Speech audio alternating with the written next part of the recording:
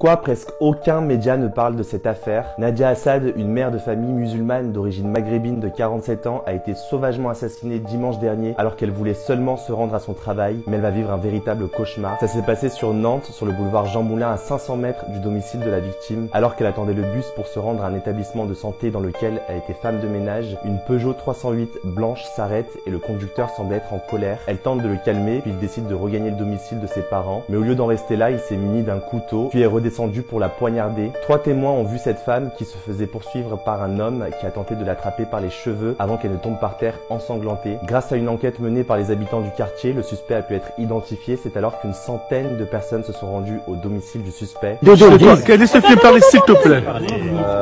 Ils l'ont roué de coups avant de fouiller son appartement. Il s'est par la suite présenté à la police. Dans un premier temps, face aux policiers, il a tenté de faire croire que c'était un témoin. Il était blanc ou il était de quelle couleur? Enfin, un blanc, français, arabe, noir, chinois. Non, je dirais blanc, blanc de peau. Ouais. Mais non, moi je dirais. Ouais, mais. Un peu moins foncé que toi. Mais rebeu. Rebeu?